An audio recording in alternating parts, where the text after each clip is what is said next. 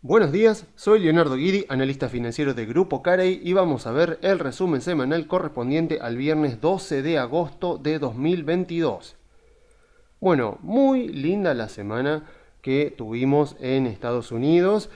Bueno, ya ven lo bien que me va haciendo análisis técnico, que la semana pasada dije que acá había un par de techos importantes que podíamos esperar una corrección y el mercado hizo absolutamente todo lo contrario y con fuerza encima subió. Pero bueno, pasa obviamente que cuando los fundamentos son buenos no hay techo técnico ni nada técnico que resista y en esta semana la verdad es que sí ocurrieron varias cosas del lado de los fundamentos de la economía de Estados Unidos que mejoran el sentimiento inversor y mejoran las perspectivas a futuro, las expectativas, como habíamos hablado cuando hablamos de los price earnings, de las expectativas que están incorporadas en las acciones. Y de a poquito se va viendo la reversión. Por supuesto que el contexto sigue siendo en general de pesimismo y en todo caso de escepticismo. Obviamente que los que ya veníamos optimistas de antes ahora somos más optimistas que nunca, pero todavía falta mucho. O sea, yo por mi parte no espero un regreso a los récords históricos el mes que viene, pero tampoco espero mínimos inferiores a este del 16 de junio. Creo que ya digamos, los fundamentos que provocaron todo este mercado bajista, corrección, como queramos llamarle, de prácticamente la mitad del año, yo creo que los fundamentos que generaron estos, que fue justamente la inflación en Estados Unidos, que iba a provocar que la Fed subiera mucho las tasas de interés y eso afectaba negativamente a la economía y podía llegar a inducir a una recesión, que tal vez ya estamos en una recesión, pero eso en Estados Unidos las recesiones las define el National Bureau of Economic Research, que son básicamente 8 personas que son las que deciden si la economía está en recesión o no, nos guste o no nos guste, Estados Unidos se maneja de esa manera.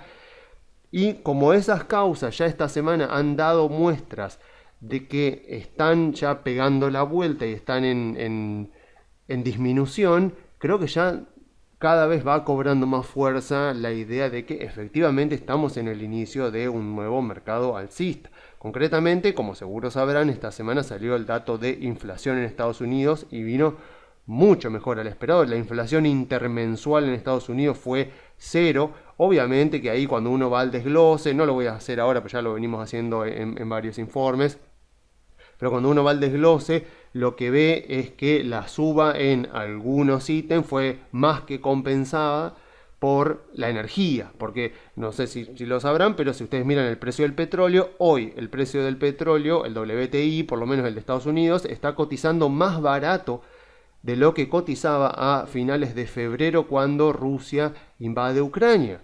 Entonces uno dice, pero ¿cómo? Si la invasión a Ucrania no terminó en absoluto, pinta para ser un conflicto que va para largo. ¿Cómo puede ser que hoy el petróleo esté más barato de lo que estaba previo a la invasión a Ucrania? Bueno, la realidad es que el mercado de petróleo se maneja por oferta y demanda y Rusia contribuye diariamente a la oferta mundial de petróleo con 8 millones de barriles. Y lo cierto es que eso no ha cambiado. O sea, Rusia sigue produciendo y exportando 8 millones de barriles por día. Lo que han cambiado son los destinatarios. O sea, a Estados Unidos no le exportaba mucho, pero ahora ya no le exporta nada. A Europa más o menos 3 millones y medio de barriles y el resto va principalmente en este momento a la India y a China, que en parte lo consumen y en parte lo reexportan a otros países, o sea que Rusia los utiliza como países de tránsito. O sea que en definitiva la oferta de petróleo no ha cambiado, sí ha cambiado un poco la demanda, porque bueno, en parte por las cuarentenas que hubo en China. Recordemos que China tiene esta política de COVID-0 donde directamente aísla y cierra ciudades completas, entonces la actividad económica de China durante este año es muy errática, va a crecer poco, o sea, está, digamos, la situación en China con toda esta cuestión de la política de COVID-0 del gobierno y bueno, los problemas que hay con los pases sanitarios y el control poblacional, todo el tema con Taiwán también, digamos, está como generándose un contexto bastante hostil a la inversión. Y cuando uno mira el crecimiento del PBI de China, lo que se da cuenta es que principalmente el PBI de China está impulsado por la inversión privada, o sea, y también obviamente por la inversión pública, pero principalmente por la inversión privada, y obviamente en este contexto la inversión privada como que afloja un poco, y eso hace que, por supuesto, si la actividad económica de China, que es la segunda economía más grande del mundo, empieza a flaquear un poquito, bueno, disminuye un poco la demanda de petróleo por parte de China, que es un gran actor en la economía mundial. Entonces, bueno, tenemos los precios del petróleo como los tenemos, y como ya les decía la semana pasada, cuando uno va al Federal Research Economic Data, Federal Reserve Economic Data, o sea, la base de datos de la Reserva Federal, uno puede ver la M2, que era lo que veíamos la semana pasada, donde notábamos que el crecimiento era más o menos del 6% anual, pero vino este salto grande con motivo de la pandemia, y esta es la inflación que estamos viendo en este momento. O sea, cuando uno tiene que buscar al culpable, el principal culpable de todo esto que vimos durante este año, principalmente es la inflación. O sea, es el contexto inflacionario que generaba mucha incertidumbre, porque además obligaba a la Fed a reducir su hoja de balance y a subir fuertemente las tasas de interés. Es un contexto que podía asemejarse un poco a lo que fue principio de la década de los 80, donde Paul Volcker subió muchísimo las tasas de interés para frenar la inflación en Estados Unidos. Lo hizo, fue exitoso, pero provocando a su vez una fuerte recesión, o sea, que provocó un mercado bajista que fue más o menos entre finales del 80 y mediados del 82. O sea, frenó efectivamente la inflación. A partir de ahí la inflación permaneció baja en Estados Unidos hasta este momento, pero lo hizo a costa de una muy fuerte recesión. Entonces, muchos temían este mismo contexto. La diferencia es que en aquel momento la deuda sobre el PBI del gobierno estadounidense era muchísimo más baja de lo que es ahora, por lo tanto el gobierno podía afrontar un contexto de tasas de interés. Calcúlenle que las tasas de los bonos del Tesoro a 10 años llegaron a estar en el 15-17%, o sea, una locura. O sea, si hoy pensamos en niveles similares, con los niveles de deuda que tiene en este momento el gobierno de Estados Unidos, va a la quiebra directamente, defaultea. O sea, y bueno, teniendo en cuenta el tamaño de la deuda, imagínense, los default de Argentina parecerían nada a comparación de eso. Entonces, obviamente la Fed no podía hacer la misma política que Paul Volcker en aquel momento, porque el nivel de deuda del gobierno estadounidense era demasiado alto, no podía afrontar empezar a emitir bonos del tesoro al 8, 9, 10%, que era más o menos a los niveles que llegó la inflación. Entonces, bueno, lo que se hizo fue básicamente licuar. O sea, si lo sabremos acá en Argentina, ¿no? O sea, pero básicamente lo que se hizo fue licuar. O sea, la Fed iba conteniendo con los quantitative easing, con su política de tasas de interés, iba conteniendo las tasas de interés que llegaron al 3 y pico por ciento, con una inflación que llegó incluso al 9% interanual. Así que básicamente lo que se hizo fue licuar la deuda del gobierno de Estados Unidos. Y ahora, o sea, teniendo en cuenta que al mismo tiempo, cuando miramos esto, después si cambiamos el gráfico y en vez de ponerlo en billions, lo ponemos en porcentaje de cambio de un año con respecto al anterior, esto lo que deberíamos ver es que la curva cambia y vemos el porcentaje de cambio de la M2 de un año para el otro, y vemos que en este momento estamos en niveles de la década anterior. Vemos en escala logarítmica cómo cambiaba porcentualmente la base monetaria, la M2 de Estados Unidos, de un año para el otro. Vemos que en esta década de bastante baja inflación estaba más o menos en estos niveles, y ahora estamos exactamente en los mismos niveles. Entonces, teniendo en cuenta que la inflación es un fenómeno monetario y que fue la principal causa de esta corrección mercado bajista que vimos durante este año, lo que deberíamos pensar es que si esto se mantiene así, deberíamos continuar viendo este sendero de inflación que se ha calmado y que empieza a descender, pero ya sabemos bien que la inflación desciende de a poco y tiene que ser un esfuerzo disciplinado del sector público el que haga bajar la inflación, porque la inflación baja de a poco. Así que a menos que el conflicto actual, tal como está planteado, de Rusia contra Ucrania, continúe siendo lo que es y no escale en un conflicto mayor que pueda afectar a los precios de los alimentos y de los combustibles en una mayor medida, a menos que el gobierno, y a menos que obviamente el gobierno de Estados Unidos continúe emitiendo, que claramente no lo va a hacer, porque lo más probable es que pierda las elecciones legislativas, por lo menos las webs que se encargan de hacer estadística dicen que hay un 80% de probabilidad que el Partido Demócrata pierda el control de la Cámara de Representantes, que sería el equivalente a nuestra Cámara de Diputados. Si eso pasa, imposible que puedan aprobar algún paquete de estímulos, algo que provoque una fuerte emisión monetaria, como podemos esperar, por lo menos nosotros como inversores, es una inflación en Estados Unidos que, si bien va a seguir alta y va a ir descendiendo de a poco, está ya en terreno descendente, con lo cual no deberíamos esperar una aceleración. Tampoco esperemos, por supuesto, una baja ya inmediata a las par de semanas o el mes que viene, pero sí ya la situación está cambiando, los fundamentos están cambiando, así que tenemos razones suficientes como para pensar que estamos en el estado ya embrionario, apenas naciente, de un nuevo mercado alcista. O sea, tenemos los fundamentos, fue causado justamente por este contexto de alta incertidumbre que provocó la alta inflación y la suba de las tasas de interés, que encima se vio exacerbado por la invasión a Ucrania. Bueno, todo esto está cambiando, todo esto se está ya se está equilibrando, o sea, ya la situación de Estados Unidos está volviéndose más previsible, entonces ya tenemos razones suficientes para pensar que estos fundamentos malos están poco a poco disminuyendo y que por lo tanto el mercado alcista debería estar naciendo, ya las expectativas de los inversores deberían ya ir cambiando. Pero como siempre sucede, tal como pasa siempre en 2002, en 2009 e incluso en 2020, los mercados alcistas siempre nacen en el pesimismo y el escepticismo. O sea, hasta ahora incluso hay personas que todavía consideran que a este mercado bajista le falta la última parte de la baja y que tenemos que ver al Standard & Poor's en los 3.300 puntos.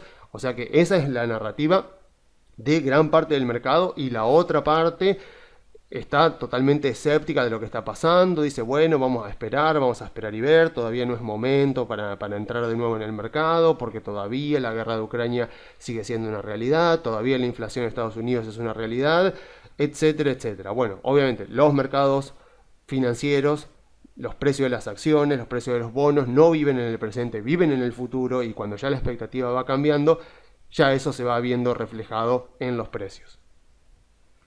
Bien, entonces, teniendo en cuenta que ya llevamos casi 2 meses de esta recuperación, que arrancó el 16 de junio, podríamos decir el 17, que fue el primer día ya después de este mínimo, me imagino obviamente que muchos, si no han entrado todavía para aprovechar este naciente y posible mercado alcista desde el principio, porque ya habíamos aclarado de que imposible saber si esto es un mercado alcista hasta dentro de 6 meses más o menos, cuando miremos para atrás y digamos, sí, efectivamente fue el inicio de un mercado alcista, o no, mira, no fue y hubo un mínimo menor. A ver, lo que hay que tener en cuenta acá es que si una persona está diciendo, bueno, a ver, vamos a suponer que una persona vendió en esta baja, o que tenía liquidez para comprar, o sea, tenía liquidez en la cuenta, pero prefirió, por ejemplo, comprar una obligación negociable, porque todavía no tenía muy claro el panorama, entonces ahora está pensando, bueno, ¿qué tal si, o mis letras, las letras a descuento, por ejemplo, que son una muy buena inversión en pesos en este momento, porque dan una buena tasa? Muchos pueden estar diciendo, bueno, a ver, puedo vender mis LEDs, puedo vender mis obligaciones negociables y empezar a posicionarme en CDR. Bueno, ¿qué hago entonces? O sea, a ver, ¿cómo puedo proceder?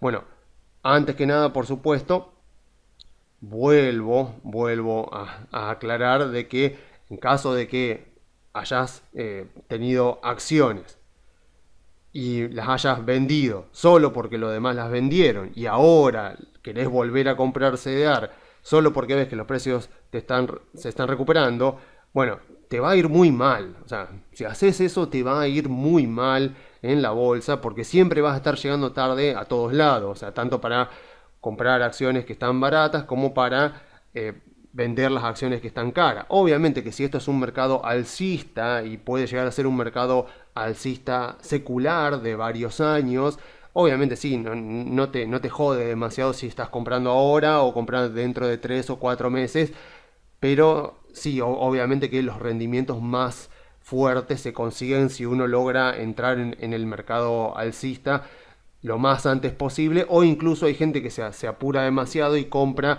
en la etapa final del mercado bajista, lo cual no hace ninguna diferencia. O sea, haber comprado acá, por ejemplo, y haber comprado acá, a efectos prácticos es exactamente lo mismo.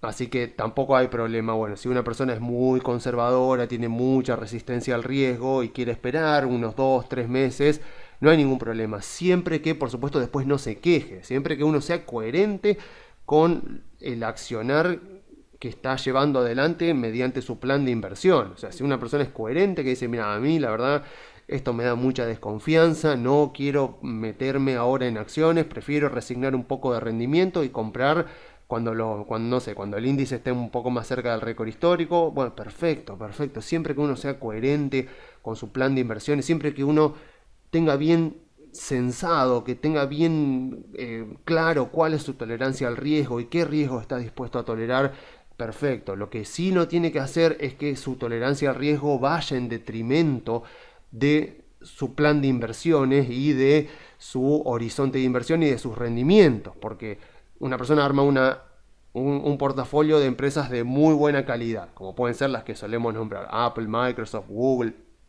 Arma un buen portafolio, o incluso compra el ETF del Standard Poor's, por ejemplo, que sería una muy buena alternativa para inversores totalmente promedio. Pero después viene una baja de 6 meses como la que viene ahora y bueno, no resiste más, mira la comitente todas las semanas y la comitente baja, y encima, como te pasa acá en Argentina, durante estos meses también te baja el dólar. Entonces, como los agentes de bolsa muchas veces te ponen los precios de los CEDAR en pesos, uno ve que bajan, o sea, que bajan toda la semana porque bajó el dólar, porque bajó la acción de Estados Unidos. Es lo que llamamos famosamente la ilusión nominal. Y bueno, es muy difícil que si una persona no tiene muchos conocimientos de finanzas o de análisis de las compañías, sea afectado por eso y eventualmente sienta que le duele demasiado ver cómo sangra su cuenta comitente y diga, bueno, listo, la vendo. Y lo más probable es que ese tipo de personas terminen vendiendo acá, no que terminen vendiendo acá. Ojalá pudiéramos todos darnos cuenta rápido y vender acá, pero la mayoría de la gente termina vendiendo acá, justamente siempre a los mínimos, y lo mismo pasa cuando uno compra. O sea, como sabemos que tenemos, como explica Kahneman y explican los psicólogos que han hablado de finanzas del comportamiento, tenemos nuestra memoria episódica que justamente nos condiciona al invertir, porque si recientemente, supongamos una persona que en mayo ha vendido su CEDAR, por ejemplo, su CEDAR de empresas tecnológicas, su memoria episódica negativa es muy reciente. Entonces, de repente en este momento, tener que pensar en volver a comprar aquellas empresas tecnológicas que vendió acá y ahora las va a tener que comprar más caras apenas 2 meses después, muy difícilmente. O sea, tendría que tener mucha templanza emocional y muy claro lo que quiere hacer y haber leído algo en el medio como para aprender un poco, para que esa persona se decida efectivamente 2 meses después del dolor que debe haber significado vender sus acciones para volver a entrar. Entonces, eso está siempre presente y por eso es que yo supongo que personas que han vendido y que sobre todo si han vendido en estos meses, ahora ven los precios recuperándose, difícilmente vayan a volver a entrar ahora, seguramente van a esperar un par de meses. Y está bien, si es coherente, si a ellos los hace sentir mejor, está muy bien, pero obviamente después no vengan a pretender obtener rendimientos superiores a los del índice, porque están comprando ya cuando la tendencia está iniciada, cuando ya está muchas de las expectativas que ahora no están incorporadas en las acciones, como veíamos hace un par de informes atrás, luego sí van a estar incorporadas en las acciones y por lo tanto ya van a estar comprando con esas expectativas incorporadas. Con un poco de suerte no van a estar exageradas las expectativas y esa persona va a poder comprar las empresas a una buena evaluación y no las va a comprar caras, entonces va a poder disfrutar de los rendimientos que puede brindar este mercado alcista si es que continúa y lo tenemos por varios años. Pero de vuelta, o sea, lo que importa es ser coherente con el plan de inversión, con la tolerancia al riesgo, con la remuneración pretendida que uno pretende justamente, y con el instrumento que ha seleccionado para poder lograr esa remuneración pretendida y para tener un riesgo, una volatilidad en su portafolio que le permita dormir tranquilo, que pueda invertir y no tomar malas decisiones movilizado por la ansiedad y lo que le genera ver su portafolio de inversión cuando está todo demasiado movido en el mercado, cuando hay demasiada volatilidad. Pero volviendo concretamente a la pregunta, porque me estaba yendo demasiado por las ramas, ya lo hemos dicho muchas veces, o sea, tenemos que invertir en empresas que tengan dos cosas: ingresos crecientes y altos rendimientos sobre el capital invertido, pero además de eso, que obviamente sean capaces de mantener ese crecimiento de los ingresos, o al menos un crecimiento menor, pero crecimiento al fin, y un rendimiento sobre el capital invertido que sea alto, o que por lo menos sea más alto que el promedio de su industria, que lo puedan mantener durante varios años. Recordemos que yo puedo comprar una empresa espectacular que ha tenido un crecimiento de los ingresos espectacular durante los últimos 10 años y unos rendimientos sobre el capital invertido superiores al 25%, pero resulta que la industria se convirtió en un océano rojo, se llenó de competidores y ahora ya el crecimiento de los ingresos ya no va a ser tan fácil y el rendimiento sobre el capital ya no va a ser tan grande. Creo que estoy hablando, o sea, sin pretenderlo, estoy hablando de Netflix, pero básicamente es lo que le pasó a esta empresa, que era la líder indiscutida, casi la única participante de su industria, y hoy es, bueno, una empresa más, ha perdido muchas licencias. Entonces ahí uno va viendo cómo va cambiando a lo largo del tiempo la realidad de una compañía, porque obviamente siempre que vos en una industria, siempre que encuentres un nicho de negocio que puedas en una industria obtener grandes rendimientos sobre tus inversiones e ingresos que crecen a una tasa bastante acelerada en comparación con el promedio del mercado, es obvio que la competencia va a aparecer y es obvio que van a intentar quitarte parte de tus clientes, quitarte cuota de mercado, porque estás demostrando, estás dando las señales al mercado de que ahí en esa industria se puede ganar mucho dinero, se pueden obtener grandes rendimientos sobre las inversiones. Entonces eso por supuesto va a atraer a la competencia, que es exactamente lo que pasó en el caso de Netflix. Entonces, retomando, las empresas de alta calidad que yo debería buscar e incorporar a mi portafolio tienen estas dos características, o dos características y media, que son alto crecimiento de los ingresos, creo que eso no deja ninguna ambigüedad, todo el mundo sabe lo que es, y también altos rendimientos sobre el capital invertido, o rendimientos sobre el capital invertido que estén por encima del promedio de su industria, y por supuesto que la empresa tenga oportunidades de reinversión para que de esa manera ese rendimiento sobre el capital invertido se mantenga en el tiempo. Bueno, como ya veíamos en informes anteriores, en este libro es el que mejor explica todo esto, todo este tipo de conceptos. O sea, si vamos por ejemplo a la página 69, ahí vamos a encontrar la parte de matemática que pone, este capítulo se llama Los principios fundamentales de la creación de valor, gran capítulo. Y acá están las matemáticas de la creación de valor, donde acá explican que el rendimiento sobre el capital invertido es el NOPAT dividido el Invested Capital, el capital invertido. ¿Qué es el NOPAT?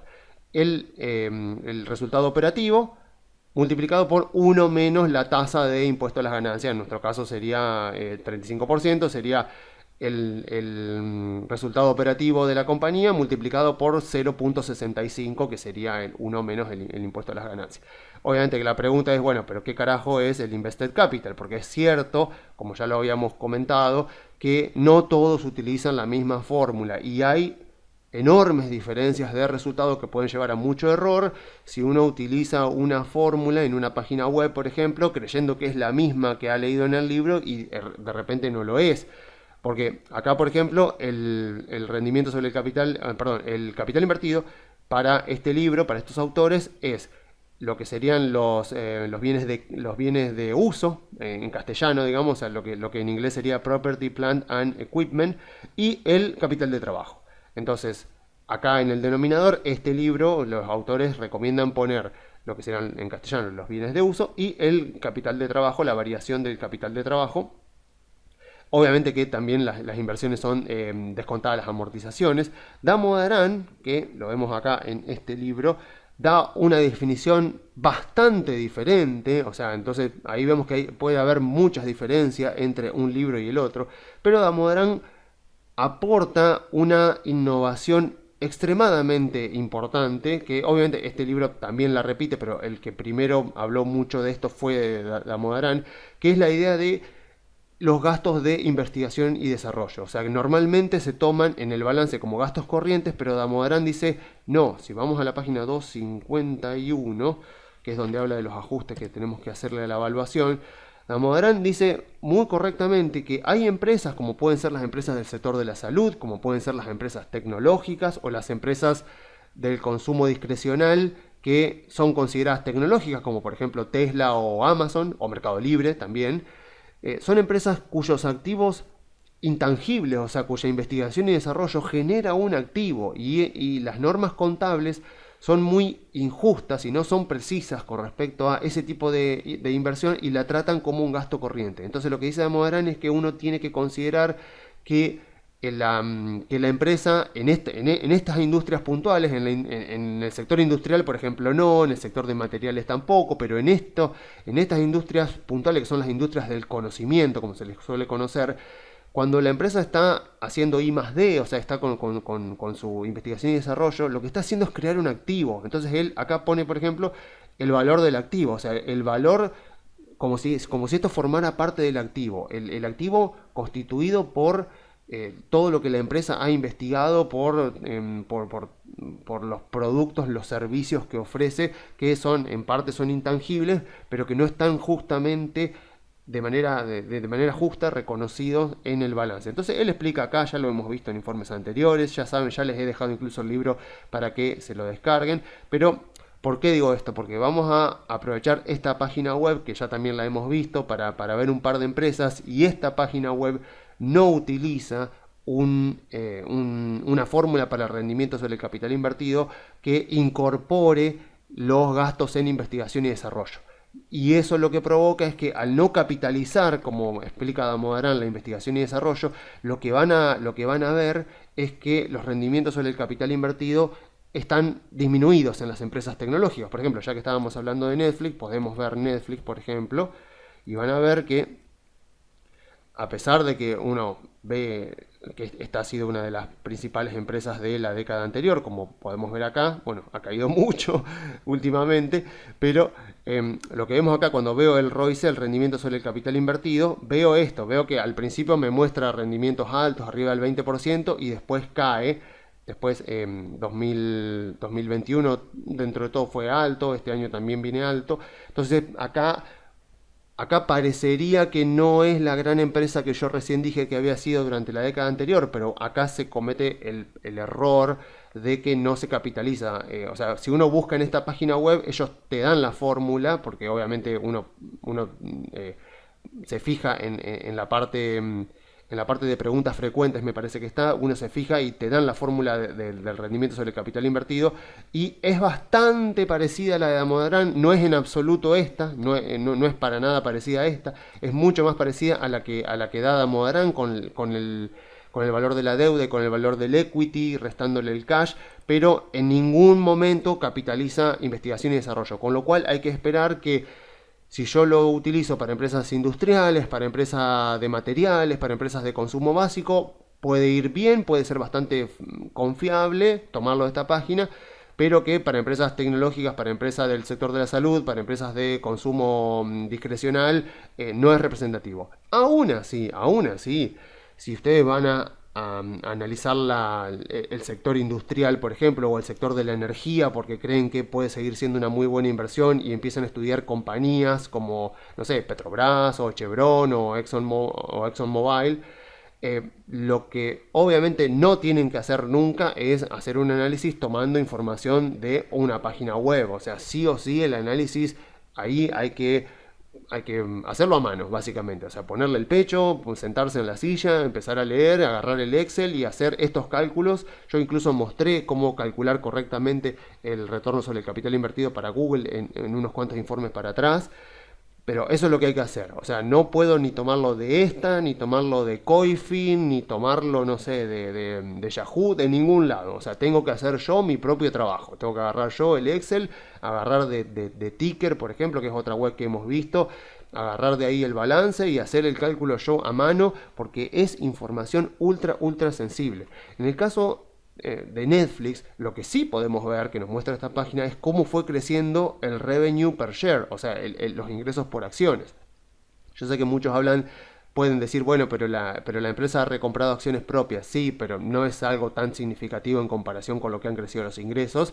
Y vemos esto, vemos que a pesar de que, como se subestima la investigación y desarrollo, el ROIC me da bastante bajo, lo que sí puedo ver es esto, es la industria. Cómo fue creciendo la industria, cómo esta empresa creó un océano azul y cómo las ganancias de la empresa, porque no olvidemos que esta empresa viene cotizando en bolsa desde los años 90, porque esta empresa se dedicaba a hacerle competencia a Blockbuster, pero mediante la venta de DVDs que se enviaban a domicilio y mediante el alquiler de DVDs que también se envía a domicilio. O sea, la plataforma de streaming no fue el primer producto que tuvo Netflix. Entonces nosotros podemos ver las ganancias que tenía la empresa en 2006, 2007, 2008, que fue antes de la plataforma de streaming, y cómo cambia eso a partir de 2011, 2012, que es cuando se lanza la plataforma de streaming, y tenemos este crecimiento increíble de los ingresos. O sea que por más que en este caso la página no me muestre correctamente el rendimiento sobre el capital, lo que sí puedo ver es cómo efectivamente el crecimiento de los ingresos, que es otro de los principales drivers del valor de la empresa, en este caso se ve correctamente por qué ha subido tanto la compañía. Y lo que tiene bueno esta página es que también que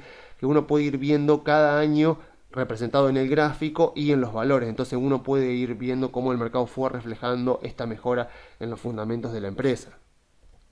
Entonces más o menos podría decir que medio que respondí la pregunta que iba a hacer a continuación, o sea, que uno naturalmente a uno le puede surgir y decir, bueno, ok, sí, tengo que buscar compañías con crecimiento en los ingresos, con alto rendimiento sobre el capital y que tengan buenas oportunidades de reinversión. Entonces, ¿cómo hago? ¿Cómo hago para encontrar empresas que cumplan con esos requisitos? La respuesta está en el análisis del sector, pero más que en el sector, en el análisis de la industria.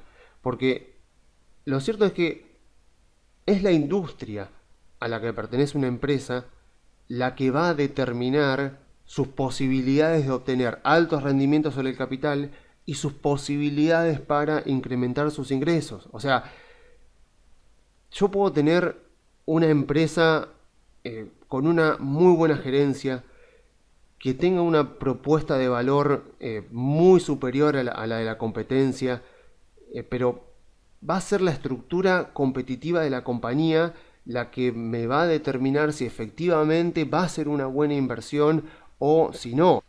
Y para analizar una industria, o sea, no hay, digamos, una metodología 100% aceptada, pero más o menos los que han estudiado administración de empresas, los que han estudiado economía o que han estudiado más que nada posicionamiento estratégico para las empresas, o un MBA, un Máster en Business Administration, lo que suelen ver son formas de hacer análisis de mercado para estudiar una industria a través de el modelo SCP, que ya lo vimos también acá en otros informes, y lo de las fuerzas competitivas de Porter. Entonces, acá van a tener que perdonarme en realidad que me vuelva un poco autorreferencial, pero, o sea, terminé mi tesis de maestría ahora, en agosto. Aprovecho para agradecerle muchísimo a mi tutor por la gran ayuda que me dio. Y obviamente antes de que me la corrijan, antes de que me den la nota, no la puedo publicar, no puedo dar un link de descarga gratuita. Lo haré eventualmente si apruebo y me recibo. Prometo poner un link de descarga gratuita. Por el momento la deben estar mirando, la deben estar leyendo, porque se me fue un poquito la mano con la cantidad de páginas, escribí demasiado. Pero bueno, por lo menos sí que la puedo mostrar, porque en definitiva la escribí yo, así que puedo mostrarla. Y el capítulo 3, o sea, obviamente esto es básicamente el método top-down, desde el análisis de los drivers de alto nivel, como dice acá, hasta el análisis de las industrias, el análisis de una empresa y después ejemplos. Con respecto al análisis de la industria, entonces acá está como paso a paso de qué manera yo tendría que analizar una industria. O sea, porque si arranco Si arranco analizando una compañía, si arranco diciendo, me gusta Vale, la minera Vale, me gusta la minera Vale, quiero ver si me conviene invertir en ella, vamos a analizar la compañía, estás haciendo todo al revés. O sea, estás haciendo todo exactamente al revés. O sea, lo que va a determinar si Vale es una muy buena compañía, a ver, no solo si es una buena compañía, sino que si es una buena inversión. Porque yo puedo tener una excelente compañía, comprarla a valuaciones muy altas y va a terminar siendo una muy mala inversión, por más que la compañía fue muy buena. Y si no, googleen Nifty 50, así con Y al final, Nifty 50, que fue una burbuja que se generó en el mercado porque justamente la gente quería refugiarse en empresas muy conocidas, muy prestigiosas, y fue una época más o menos de los años 70 donde se generó una burbuja como en IBM, en Procter & Gamble, o sea, en las empresas de mayor calidad del mercado, las que tenían negocios seguros, mercados que se estaban expandiendo, bueno, llegaron a valuaciones ridículas y después cayeron 90% desde los máximos. Fue una burbuja que creo que fue más o menos en la década de los 70. Entonces, cuando uno va y busca una compañía para ver si es una buena inversión, lo que te dice si es una buena inversión va a ser, por supuesto, la compañía y la evaluación que tenga la empresa en ese momento, pero principalmente te lo va a decir la industria.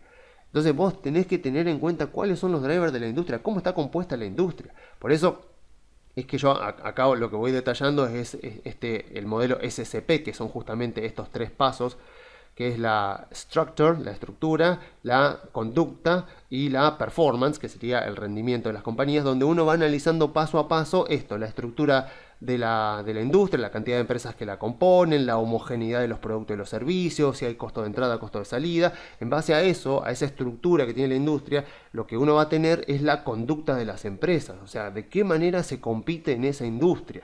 O sea, hay una guerra de precios, la estrategia de competitividad es una estrategia muy agresiva, o gracias a que la industria se está expandiendo, las empresas más o menos están en paz entre ellas y no se sacan clientes entre sí. O sea, eso te lo va a determinar la estructura de la industria y el contexto en el que esté la industria en ese momento. Y obviamente en base a todo eso, ahí uno va a tener el rendimiento que tienen las compañías, o sea, qué rendimiento efectivamente van a tener las empresas en el mercado. Entonces, después cuando ya uno profundiza más, pasa directamente al modelo de amenazas competitivas de Porter, donde tiene las famosas 5 amenazas de Porter, donde uno acá lo que hace es agarrar, por ejemplo, agarra la industria del video en streaming, porque me interesa Netflix, porque quiero pensar a ver si Netflix puede ser en este momento una buena inversión.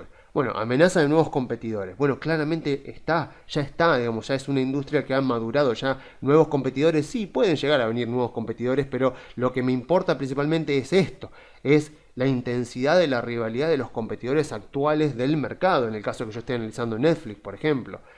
Entonces, los clientes, obviamente, los clientes antes, cuando Netflix era el principal actor del mercado y hasta podría decir el único actor del mercado, los clientes no tenían mucho poder en aquel momento. Netflix podía cobrar precios tal vez más altos de los que podría llegar a querer cobrar ahora. Entonces la empresa tenía mucho poder con respecto a sus clientes, las tasas de retenciones eran muy altas, y lo mismo pasaba con los proveedores, obviamente. O sea, Netflix era el líder en la industria, entonces aquellas productoras, aquellos generadores de contenido tenían que aceptar los términos y condiciones que le solía imponer Netflix, porque no había productos sustitutos en aquella época. O sea, a lo sumo Amazon con Amazon Prime Video al principio, pero después Netflix con sus propias producciones fue generando toda como un nuevo concepto con esta idea de las propias empresas de las plataformas convirtiéndose en productores y produciendo contenido exclusivo.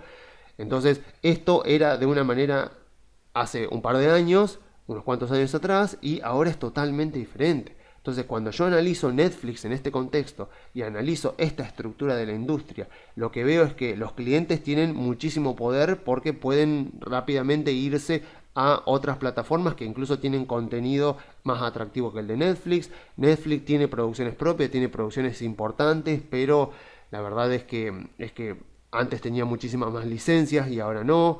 La rivalidad entre los competidores es muy fuerte, es muy fuerte, sobre todo porque Netflix se enfrenta en este momento a a tanques gigantes como HBO Max, por ejemplo, que tiene muchísimas licencias muy atractivas para el público, y la generación de contenido propio le demanda a Netflix más o menos unos, creo que eran 6.000 millones de dólares de inversión, que sería como inversión en capital, porque básicamente lo que hace Netflix es eso, es producir contenido. Entonces Netflix se encontraba hace 5 años atrás en un contexto muy favorable en el cual no tenía que invertir demasiado en contenido, invertía por supuesto y era de muy buena calidad porque tenía las licencias de las otras empresas. Entonces de repente pasa de un contexto de poca competitividad a un contexto como el que está ahora, donde si bien no hay muchas amenazas de nuevos competidores, porque ya está bastante maduro el mercado, tiene a proveedores que pueden imponerle condiciones y hacerle aumentar los precios que le paga a sus proveedores, clientes que también lo pueden presionar con irse a la competencia porque no les cuesta nada irse a la competencia, entonces lo presionan para mantener los precios bajos, incluso a niveles cercanos a lo negativo, digamos, a comenzar al break-even, digamos, a perder dinero, y tiene una amenaza enorme de productos sustitutos porque la competencia es muy fuerte y con muy buena calidad y licencias exclusivas por parte de Amazon Prime Video, por parte de HBO Más, ni que hablar por supuesto de Disney Plus, de Fox Plus, o sea, es enorme la competencia. Entonces yo analizo Netflix y digo, bueno, ¿qué chances tengo? ¿Qué chances tiene la empresa de volver a tener los crecimientos de los ingresos que tuvo en la década anterior y los rendimientos sobre el capital invertido que tuvo la década anterior? Respuesta, ninguna. O sea, ninguna. Entonces, ¿qué puedo hacer? Bueno, puedo hacer dos cosas. Bajar mis expectativas con respecto a la compañía y tratar de comprarla a la menor valuación posible. Cuando los price earnings estén bien abajo, como por ejemplo con los malos balances que ha presentado, sobre todo durante este año, que ya de por sí el contexto era negativo, era muy pesimista. Entonces encima la empresa sale con un balance donde dice que va a perder suscriptores.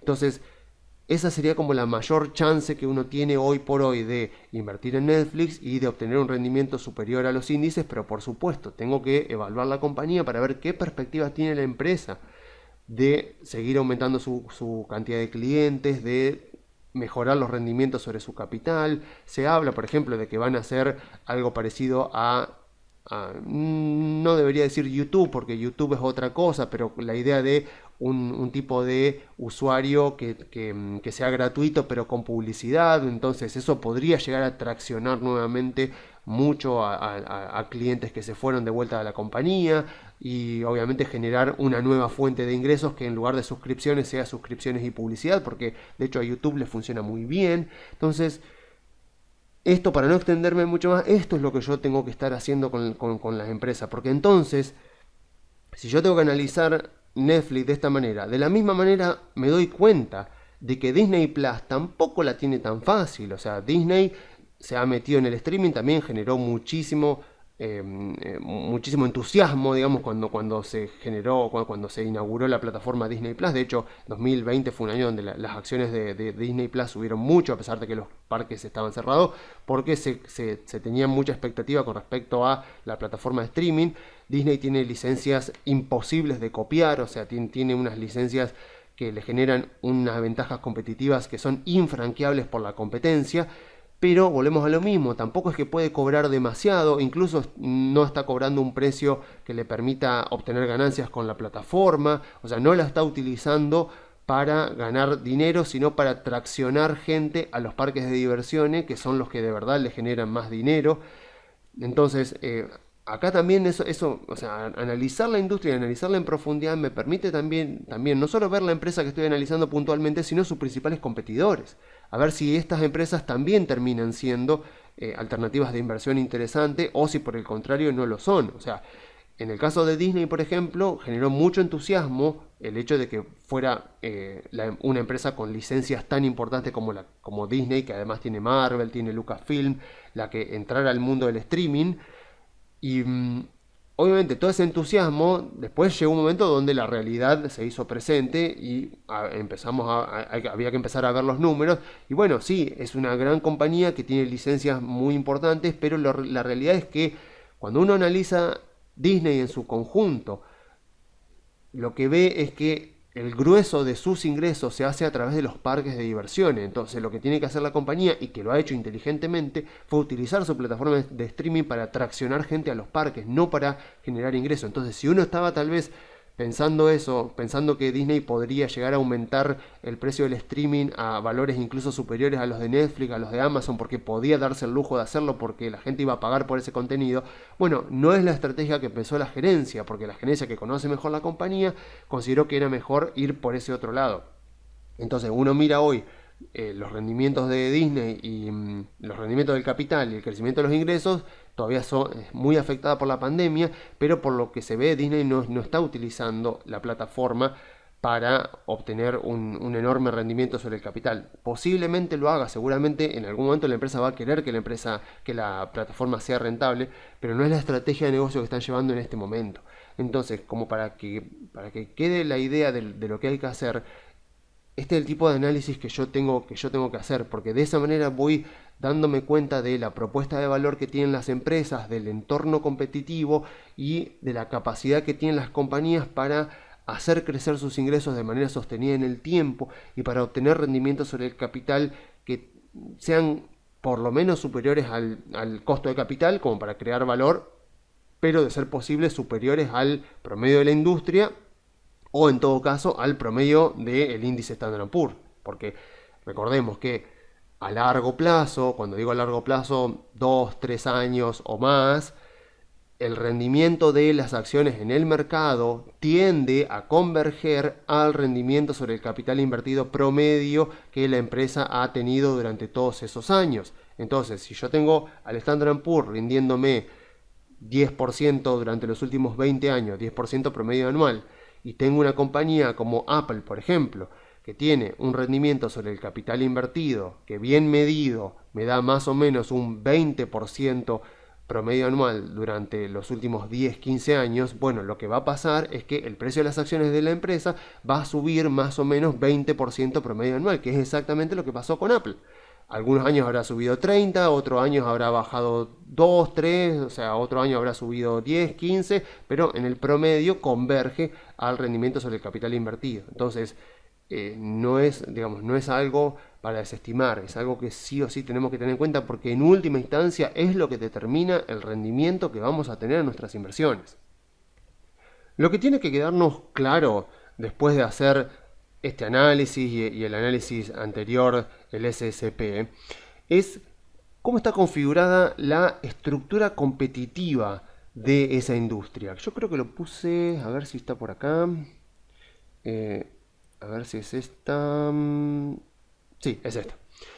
O sea, a mí lo que me tiene que quedar claro cuando analizo cualquier industria es cuál es la estructura competitiva. O sea, si es una industria fragmentada como la industria del streaming, por ejemplo,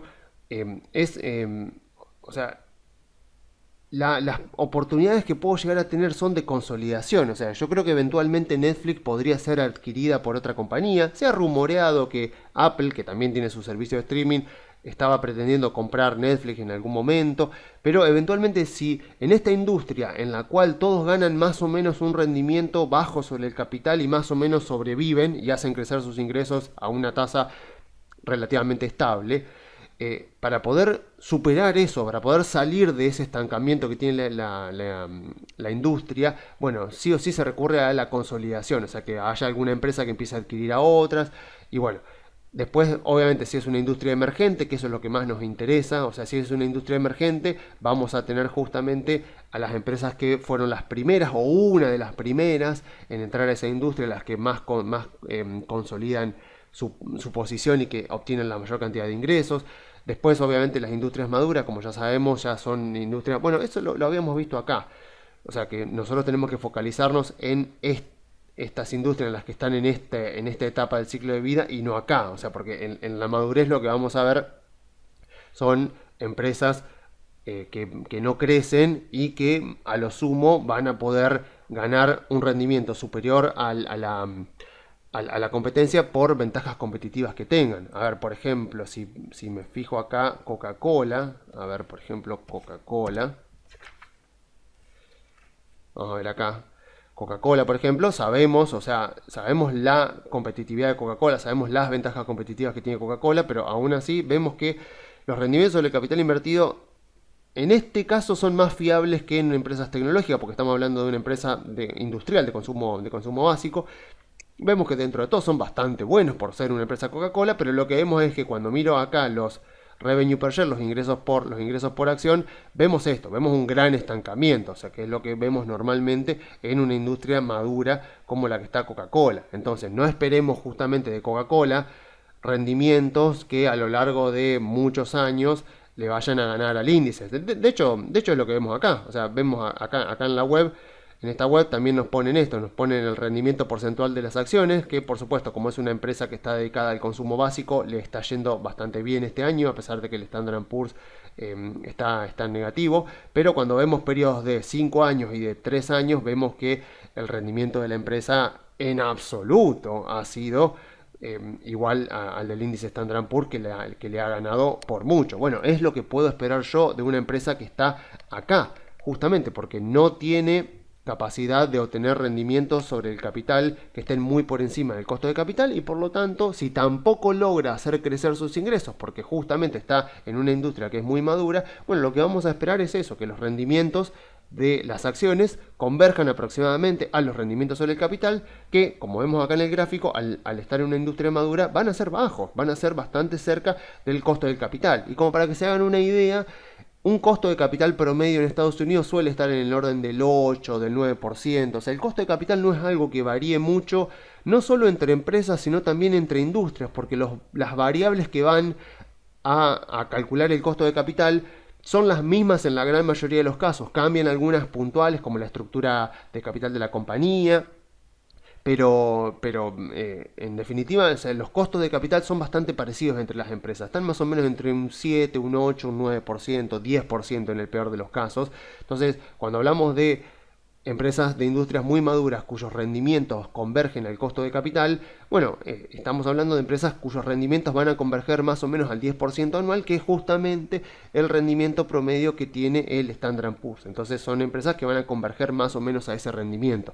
Si a uno le sirve, bienvenido sea. Si uno quiere rendimientos superiores a lo del Standard & Poor's, no invierta en Coca-Cola, porque no tiene los fundamentos suficientes esta empresa como para poder vencer al índice, porque sus ingresos no tienen forma de crecer. Bueno, como nuevamente se me está haciendo demasiado largo el video, vamos a pasar rapidito. Obviamente, si estamos en una industria declinante, es peor que estar en una industria madura. Ahí ya es mucho más complicado, aunque pueden encontrarse, si uno conoce muy bien lo que está buscando, pueden encontrarse muy buenas oportunidades de inversión en industrias declinantes, pero eso es otro capítulo, o sea, incluso es otra rama diferente de la inversión en bolsa. Industrias de red como Mercado Libre, como Facebook, como Google, como Amazon, o sea, son todas empresas que tienen rendimientos crecientes a escala. Lo que quiere decir es que cuando su servicio es cada vez más utilizado por muchos usuarios, sus rendimientos son crecientes, a contrario de lo que pasa en otras empresas que tienen rendimientos marginales decrecientes. En este caso, el servicio que ofrece Mercado Libre aumenta cuanta más cantidad de personas los utilizan, porque le agrega más valor a los usuarios.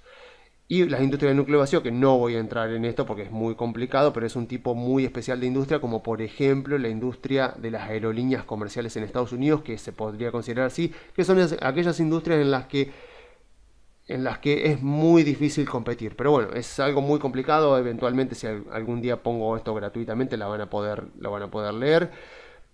Pero lo que también me interesaba ver es que obviamente uno tiene que poder determinar esto. Cuando uno analiza una industria, tiene que analizar lo típico que veíamos seguramente en la escuela secundaria o incluso en la universidad, de los tipos de competencia que hay. O sea, si hay competencia perfecta, si hay competencia monopólica, oligopolio o monopolio en una industria. Porque pasa eso, o sea, por ejemplo, la industria de la energía, o sea, el sector de la energía, el sector de materiales, con toda la industria de la minería, por ejemplo, son industrias muy homogéneas, son industrias que a lo sumo, como dice acá, lo máximo que yo puedo esperar de las empresas de esa industria es paridad competitiva. ¿Qué significa paridad competitiva? Que todos más o menos van a terminar ganando el mismo rendimiento sobre el capital, el cual va a ser muy parecido al costo del capital. Y por lo tanto las acciones debería ocurrir lo mismo con las acciones. Entonces, una persona viene y me dice, mira, yo voy a invertir en Barrick Gold, por ejemplo, porque me gusta Barrick Gold, o voy a invertir en Vale por el mineral de hierro. Entonces le digo, mira, no esperes obtener rendimientos excesivamente altos durante periodos muy prolongados de tiempo, porque estamos hablando de una industria que tiene una gran cantidad de empresas, productos homogéneos y bajos costos de entrada y salida. Uno me puede decir, pero la inversión que implica poner una mina de oro a funcionar es muy grande. Sí. Si estuviéramos en 1950, te puedo entender que es una barrera de entrada. En el año 2022 ya no es una barrera de entrada, porque afortunadamente el mundo en su conjunto se ha enriquecido y hoy cualquier país, cuenta con empresas que son capaces de hacer las inversiones necesarias para poner una mina de oro a funcionar, una mina de hierro a funcionar, una plataforma petrolera a funcionar. O sea que ya eso hoy ya no es un costo de entrada, ya no es un alto costo de entrada. Entonces, si una persona quiere invertir, por ejemplo, en Barrick Gold, como ya hemos dicho, dependés 100% del precio del oro, es decir, el precio del oro sube o del precio del oro baja, porque después de eso no tenés otra forma de competir, no tenés otra forma de generar una ventaja competitiva. Sí o sí estás obligado a aceptar los precios del mercado. No podés imponerle precio a tus clientes porque no tenés ningún tipo de ventaja competitiva. Entonces, la única forma de invertir en Barrick Gold o invertir en Vale, por ejemplo, y que sin que se mueva demasiado el precio del activo subyacente, que sería el oro o el mineral de hierro, yo pueda obtener rendimientos superiores a la industria o superiores al índice, sería que yo la compre muy barata, sería que la compre en un contexto con expectativas muy pesimistas. Por ejemplo, contexto en el que hay un accidente, explota una mina de oro, o como le pasó a Vale, que explota una mina de hierro, hay una catástrofe, entonces el mercado se pone muy negativo con la compañía y obviamente las acciones bajan porque muy mala publicidad para la compañía. Entonces esas son oportunidades que uno puede aprovechar. Sí, yo sé que suena horrible, pero es así.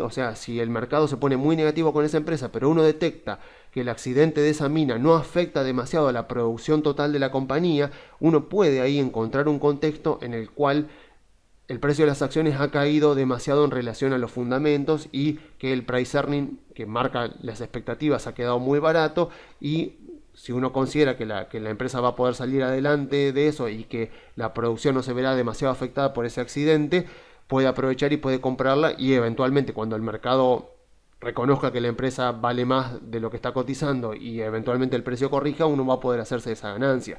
Pero no puede pretender uno obtener grandes rendimientos sobre el capital y enormes rendimientos todos los años, porque estamos hablando de una industria cuya estructura no permite que las compañías puedan obtener grandes rendimientos sobre sus inversiones, porque es una industria extremadamente madura. Por supuesto, si mañana el precio, o la semana que viene, el precio del oro se va a los $2.000, obviamente que la persona que compró Barrick Gold o que compró Yamana Gold, cualquiera de estas mineras de oro, va a estar feliz de la vida porque va a haber subido un montón, pero no subió debido al que hizo un muy buen análisis y que compró una compañía en algún contexto en el que estaba barata, sino que subió básicamente porque subió el oro.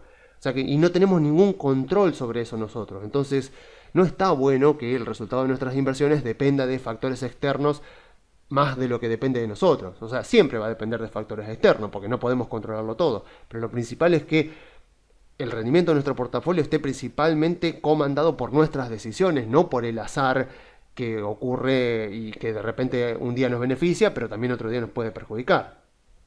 Entonces, para ya cerrar esta parte, lo buena o mala inversión que puede resultar una empresa no depende principalmente de la empresa en sí, depende principalmente de la industria a la que pertenezca y del contexto que esté atravesando esa industria, de la estructura competitiva que tenga esa industria y del momento del ciclo de vida en el que está esa industria, como mostrábamos acá. Esto puede ser tanto para una empresa como para una industria, porque en definitiva, repito nuevamente, la capacidad que tiene una empresa para hacer crecer sus ingresos o para tener rendimientos altos sobre el capital y las oportunidades de reinversión que tiene a su disposición cada compañía no dependen tanto de la empresa, sino principalmente de la estructura de la industria. Pero por supuesto, esta no es la única razón, o sea, no es el único factor que afecta al rendimiento que tenemos en nuestras inversiones cuando compramos acciones. El otro, por supuesto, como ya lo hemos dicho, las expectativas, porque yo puedo comprar una excelente empresa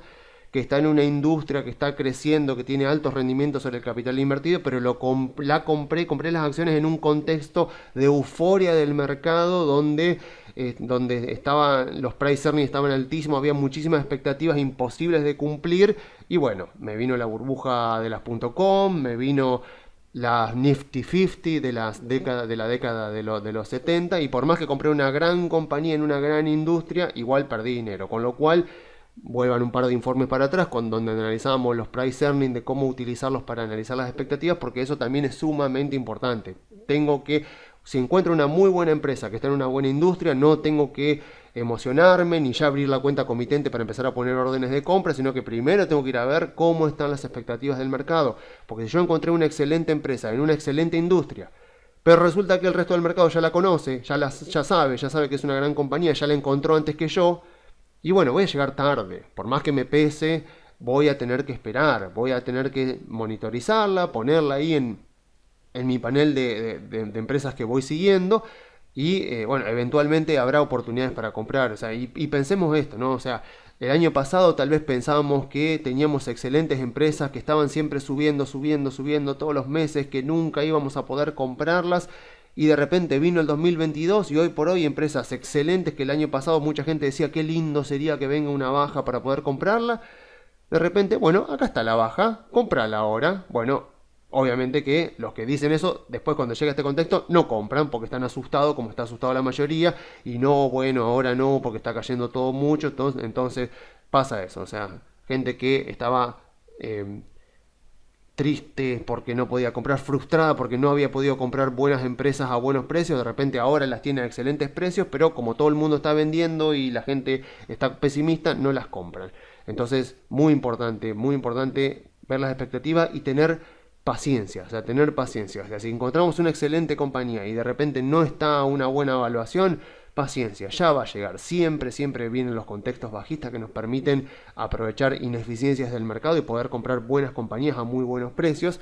Y más aún cuando tienen el tercer factor que hace que una excelente compañía sea una excelente inversión, pero más que nada lo que hace que una excelente compañía sea excelente, son justamente las ventajas competitivas. Hemos hablado muchas veces acá, porque obviamente la estructura de la industria, o sea, ¿por qué justamente yo analizo acá la estructura de la industria? Porque la estructura de la industria es la que me va a generar el contexto para que se creen ventajas competitivas. Como decíamos antes, la industria de los metales, o sea, la minería, Barrick Gold, Yamana Gold, o sea, todo, o la industria del mineral de hierro con Vale, o sea, todo lo que sería la minería de extracción.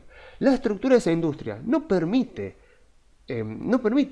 crear ventajas competitivas, porque el producto es homogéneo, el producto se vende a precio de mercado. Lo mismo pasa con el petróleo. O sea, vos podés ser ExxonMobil, podés ser la empresa petrolera, podés ser Aramco, la empresa petrolera más grande del mundo, una de las empresas de mayor capitalización bursátil del mundo. No importa, o sea, aceptás el precio del mercado, no podés imponerle un precio del petróleo a tus clientes que sea mayor al precio del mercado. Sos tomadora de precios, no sos imponedora de precios. Apple es imponedora de precios. O sea, las empresas que forjan ventajas competitivas, o sea, Coca-Cola impone precios a sus clientes que son superiores a lo de la competencia, pero porque tienen ventajas competitivas que les permiten hacerlo. Y como sus costos son similares a lo de las competencias, o incluso a veces menor, lo que tenemos ahí es enormes márgenes de rentabilidad. L'Oréal, por ejemplo, que es una empresa de consumo básico porque hace productos de belleza para el cuerpo, tiene márgenes brutos de rentabilidad del 80%. O sea, vende sus productos con márgenes de rentabilidad muy altos con respecto a los costos que tienen esos productos. ¿Por qué lo hace? Por la marca, porque tiene una gran marca, porque sus productos no son muy superiores a lo de la competencia. Y sin embargo, el margen de rentabilidad de una empresa como L'Oréal es enorme. Pero bueno, tiene que ver con eso, tiene que ver con las ventajas competitivas que genera una compañía. Y eso está también bastante explicado en el libro de evaluación de empresas, nuevamente para que vean la portada, En este caso es la página 151. Y acá, en este muy buen capítulo, sí, ya sé que soy exagerado con marcar los PDFs, pero bueno, me ayuda a prestarle atención a lo que hay que prestarle atención. Bueno, acá está. Fuentes de ventajas competitivas, bien detallada. Ellos lo que dicen es, existen dos consecuencias de tener ventajas competitivas. O sea, una empresa que forja ventajas competitivas tiene dos efectos posibles. Uno, el price premium, o sea, poder imponerle precios a sus clientes. Y otro es menores costos y mayor eficiencia de capital. O sea, ese mismo capital invertido está invertido de manera más eficiente. Entonces invierto el mismo capital y por ese mismo capital genero una mayor cantidad de ingresos de lo que generan mis competidores.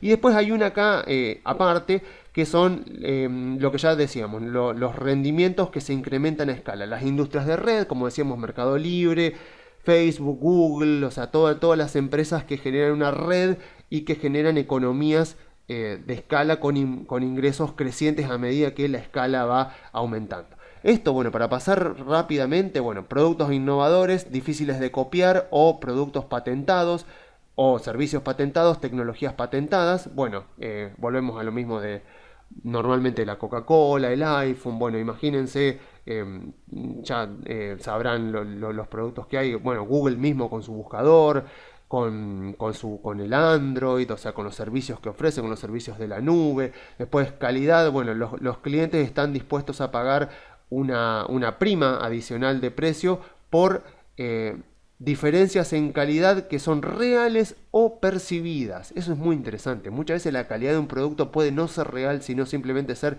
percibida.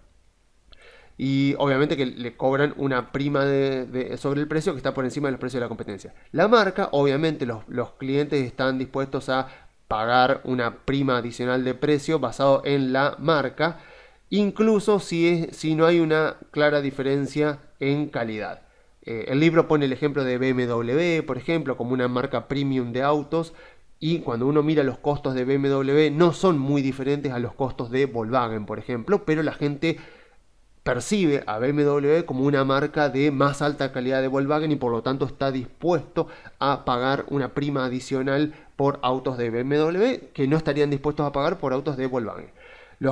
Cuando los clientes están encerrados, básicamente, un gran ejemplo es los cartuchos de impresora. O sea, cuando uno compra una impresora, después tiene que comprar los cartuchos. Entonces la impresora por ahí no le da un gran margen de rentabilidad a la compañía, pero los cartuchos sí le dan un enorme margen de rentabilidad. Muchas veces pasa con las empresas que ofrecen servicios y después ofrecen mantenimiento. O sea, muchas veces cuando los ascensores, por ejemplo, en Estados Unidos hay empresas que cotizan, que se dedican básicamente a instalar ascensores y a mantenerlos. Y cuando uno les mira el balance, la mayor cantidad de ganancia que tienen, los ingresos que tienen, no lo tienen por instalar un ascensor nuevo, sino por el mantenimiento. Porque es simplemente un chequeo que hacen y por eso cobran muchísimo. Entonces, esto es una gran fuente de ventaja competitiva porque vos ya tenés al cliente preso de un contrato. Bueno, Rational Price Discipline, obviamente, la disciplina que se establece en grandes industrias. Bueno, no quiero detenerme demasiado. Bueno, obviamente un método para fabricar que sea difícil de copiar o que esté patentado para poder producir productos de manera más eficiente. Acceso a recursos exclusivos, por ejemplo, una empresa que tenga acceso cercano a una fuente de materiales, a materias primas, o sea que sus costos puedan ser bajos porque de repente está situada en una zona donde las materias primas que necesita para sus productos le quedan cerca, economías de escala y bueno, la posibilidad de, o sea, las economías de escala, como sabemos, la eficiencia a medida que la empresa va aumentando la producción y los procesos escalables, o sea, cuando esto es mucho en las tecnológicas, en las empresas tecnológicas donde ofrecen servicios de software.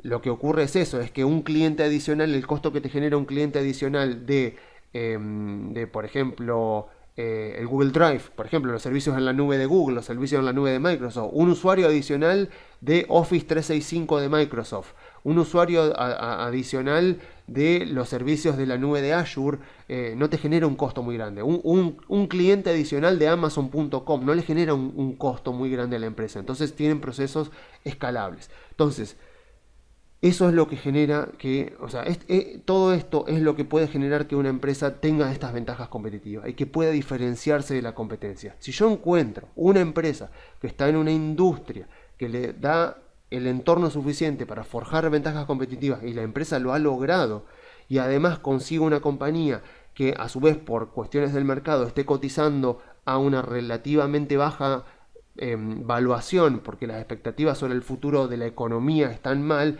encontré oro. Encontré, y no estoy hablando de barricol, encontré algo muy, muy, muy valioso que tengo que aprovechar para incorporar rápidamente a mi portafolio. Bueno, entonces para ir cerrando finalmente, ya explicadas estas tres características de empresas que son buenas inversiones, pero a la vez son empresas de muy buena calidad, la pregunta por supuesto es, bueno, ¿cuáles son las empresas que actualmente cumplen con las características de ser tanto buenas empresas como buenas inversiones? Bueno, adivinen. O sea, si han visto informes míos anteriores, ya se imaginarán. O sea, digo, a ver, ¿qué empresas puedo encontrar yo en Argentina, en CDRs? Porque en empresas argentinas sabemos que las expectativas están bajísimas, como todos ya sabemos, que también tenemos empresas que tienen buenas ventajas competitivas, aunque no muchas en Argentina, pero lo que vemos es que la estructura de las industrias, principalmente por el país, no está dando muchas oportunidades para crear valor para los accionistas. Así que si me remito exclusivamente a los CDRs, digo, a ver, ¿qué empresas conozco yo con sólidas ventajas competitivas, con industrias que están creciendo y que les permiten obtener altos rendimientos sobre el capital y que encima sus valuaciones estén actualmente muy bajas como resultado de que el mercado las ha castigado de manera exagerada?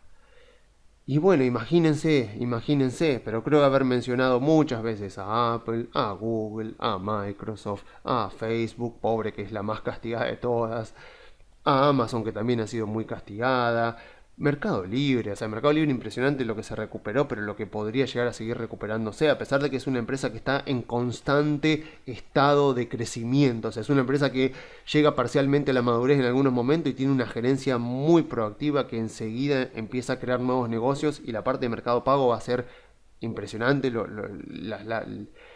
lo que va a generar en cuanto a ingresos para la compañía y en cuanto a negocio y otros negocios derivados que puede tener. Entonces, son empresas que tenemos a nuestra disposición, o sea, Adobe también incluso ha caído muchísimo y están en unas valuaciones muy importantes. Abbott Laboratorio, o sea, son empresas muy interesantes para comprar en este momento y que bueno, son las empresas de las que solemos hablar porque reúnen todas estas características. 6 meses de baja no es nada cuando uno tiene horizontes de inversión que se miden en torno a años y no a semanas o a días. Entonces, obvio que cada tanto las empresas entran en tendencias bajistas y en momentos que parece que vamos a perder todo el valor de nuestro portafolio, pero lo mismo pensaba la gente en el 2020, lo mismo pensaba la gente en el 2018, lo mismo pensaban en el 2012, lo mismo pensaban en el 2009 y siempre el mercado se recuperó. Si uno compra buenas empresas con que pertenecen a industrias que están expandiéndose de manera estructural, por sentido común, por racionalidad, te tiene que ir bien, porque los datos te muestran eso, que a la larga la empresa va a ganar ese rendimiento y que el accionista se va a ver beneficiado por ese rendimiento. Entonces, son las empresas que uno debería aprovechar para invertir ahora y en todo momento, porque son, por lo menos en este contexto, son las que tienen mejores fundamentos. En otra época fueron en la década anterior también fueron este tipo de empresas, pero en la de los 2000 fueron las empresas industriales las que más subieron, fueron los bancos, fueron por supuesto también las inmobiliarias, los real estate, pero terminó en crisis, lo mismo pasó con los bancos. En la década de los 90 también fueron las .com, pero eso ya fue una burbuja muy exagerada. Las Nifty 50 de la década del 70 y así, o sea, esto se va renovando, pero obviamente se va renovando de manera lenta, no se va renovando de manera rápida. Entonces, obviamente, cuidémonos por supuesto de las industrias comoditizadas, o sea, como siempre suelo hablar, o sea, si yo tengo que ver estructuras competitivas, cuando yo vengo acá y veo competencia monopólica, por ejemplo, u oligopolios, pienso un poco en estas industrias que se han comoditizado, como pueden ser, por ejemplo, la de los bancos. O sea, los bancos hoy por hoy, uno piensa Banco Galicia, Banco Macro, Banco Francés. Bueno, ¿qué diferencia hay entre cada uno de estos bancos? Casi ninguna, todos ofrecen los mismos servicios. Entonces es muy difícil que los bancos puedan crear estas ventajas competitivas de las que venimos hablando. Puede ser que la marca, que intenten crear una buena marca, que intenten dar la ilusión de productos de mayor calidad, pero en definitiva, cuando una industria ha llegado tanto a la madurez como la industria bancaria y que tiene básicamente servicios en este caso o productos bancarios que están comoditizados, es muy difícil obtener ventajas competitivas y por lo tanto es muy difícil obtener altos rendimientos sobre el capital. Aprovecho para aclarar que el rendimiento sobre el capital invertido no sirve para los bancos, o sea que no es una medida que tendría que utilizarse para evaluar bancos, porque los bancos tienen una estructura de capital totalmente diferente para las empresas. Esta es una aclaración muy importante que me estaba olvidando de hacer. No se usa este ROIC, este rendimiento sobre el capital invertido, no se usa para los bancos. Los bancos tienen un mundo aparte. Se evalúan de manera totalmente aparte, como ya hemos visto en informes anteriores, pero lo que más me importa es esto, es que de la misma manera que pasa con Barrick, con las petroleras, o sea, con los bancos pasa lo mismo, o sea, están en una industria totalmente comoditizada y por lo tanto mejor dicho, están obligadas a aceptar precios del mercado. Lo mismo pasa con los agentes de bolsa, o sea, yo pertenezco a Grupo Care, somos un agente de bolsa. Somos conscientes de que los agentes de bolsa en Argentina y en el mundo son un commodity. O sea, nosotros somos conscientes de que estamos ofreciendo un servicio que es muy similar al de la competencia. Por esa razón nosotros tratamos de diferenciarnos y de que nuestra propuesta de valor sea diferente a la de la competencia, ofreciendo lo que les suelo comentar en estos informes, un servicio personalizado, un servicio en el cual al cliente se le arma un portafolio de inversión y se lo rebalancea y se lo va siguiendo y se lo va acompañando de tal manera de que el portafolio de inversión está de acuerdo con el horizonte temporal del cliente, las expectativas de rendimiento del cliente y la tolerancia al riesgo del cliente, porque no nos puede pasar nunca que un cliente venga y nos diga: hola, quiero abrir una cuenta, ¿en qué están invirtiendo ustedes? Eso está mal, o sea, que yo vaya, que ante esa pregunta yo diga, bueno, estamos recomendando CDRs porque están subiendo las acciones de Estados Unidos, eso está mal. Si viene una persona y me dice: hola, quiero abrir una cuenta, ¿en qué están recomendando invertir? Lo primero que le voy a decir a esa persona es: no te conozco. O sea, no sé quién sos, no sé cuál es tu tolerancia al riesgo, no sé cuánto dinero pensás invertir, no sé si ese dinero te afecta, si lo llegas si llega a caer, o sea, si llegas a perder una parte durante los próximos meses, o sea, no sé si tenés necesidades de fondos, o sea, no sé cuál es tu tolerancia al riesgo, tengo que hablar con vos, tengo que conocerte para saber cómo te afecta el riesgo, cómo te afecta la volatilidad de los mercados. Necesito saber cuánto es el rendimiento que vos pretendés del mercado. O sea, una vez que yo conozco todo eso, le armo el portafolio al cliente. Y esa es la manera en la que, por lo menos desde acá de Grupo Carey, tratamos de diferenciar la propuesta de valor de la competencia. Obviamente no es escalable, vieron como decía acá, esto de escalabilidad, no es algo tan escalable como darle a los clientes el usuario y la contraseña para que operen directamente en el mercado, pero la propuesta de valor la propuesta de valor de muchos agentes de bolsa va por ese lado: seamos los más baratos, seamos los que ofrecemos los mejores productos y que la gente opere directamente en línea, bajemos todo lo posible las comisiones para de esa manera competir y ofrezcamos un servicio de atención al cliente bueno. Entonces, en nuestro caso queremos diferenciarnos de esa manera, pero cada uno va buscando su estrategia, porque repito, estamos en una industria comoditizada. Entonces, uno después piensa, bueno, pero ¿qué chance tienen las empresas de industrias comoditizadas para poder obtener rendimientos superiores al promedio del mercado? Bueno, es muy difícil. O sea, ya si es difícil competir en industrias normales, imagínense en las industrias que tienen productos que son bastante homogéneos entre todos, pero bueno, o sea, es lo que se intenta. Y de hecho, piensen, por ejemplo, que Interactive Brokers o Schwab's, por ejemplo, son empresas que cotizan, y de hecho podemos verla como para terminar. IBKR, creo que era la de Interactive Brokers. IBKR, Interactive Brokers. Acá también un poco engañoso debería ser el rendimiento sobre el capital invertido, pero si yo miro los rendimientos sobre el capital invertido de Interactive Brokers, vemos que son bajos, vemos que están acá abajo. Y bueno, es normal, ven 5, 2, 8, después el crecimiento de los ingresos, ven que acá pega un salto muy fuerte, que esto se nota y después se estabiliza, ven que los ingresos de la empresa es como que van pegando saltos en el momento donde la empresa va sacando algún tipo de producto de plataforma y después más o menos se van estancando, se van manteniendo, ven como pasa, o sea, es típico de una empresa por ahí de productos donde está todo muy maduro y por lo tanto a las empresas les cuesta mucho poder competir. Está incluso Schwab's, que está también Charles Schwab's Corporation, que también es el agente de bolsa más grande de todo Estados Unidos, que compró a Ameritrade, que antes cotizaba, ahora ya no cotiza. Entonces, bueno, miren los revenue, o sea, los ingresos por acción de Schwab's, como evidentemente te muestran una empresa que está en una industria totalmente madura, en una industria que ya no tiene crecimiento estructural, y los rendimientos sobre el capital invertido también venían muy altos, son más altos que los de Interactive Brokers, son bastante altos. Entonces acá me está mostrando si es que esto es fiable. Repito, hagan ustedes su propio trabajo, no vayan a andar directamente suponiendo que esto es la realidad, sobre todo porque esto, repito, no capitaliza la investigación y desarrollo, y en este tipo de empresas la investigación y desarrollo es muy importante porque básicamente todos los agentes de bolsa en Estados Unidos y en el mundo tienen que volverse empresas tecnológicas, les guste o no les guste. Entonces acá lo que vemos en Schwab's, a diferencia de Interactive Brokers, son rendimientos más altos, o sea que es una empresa que tiene más escalabilidad, tiene más ventajas competitivas, tiene más economías de escala, es más eficiente en el uso del capital, pero no ha logrado hacer crecer mucho sus ganancias, sus ingresos por acción durante décadas, básicamente, porque esto va hasta el 2006 inclusive. Pero bueno, o sea, incluso si uno lo mira en el largo plazo, sigue siendo una buena inversión. Pero repito, hay que analizar cada caso puntual, pero se arranca con la industria. O sea, si yo arranco con la industria y analizo una industria y encuentro una buena industria, ya hice la gran parte de mi trabajo correctamente. O sea, no tengo que invertir el proceso, no tengo que andar buscando la empresa y después analizar la industria.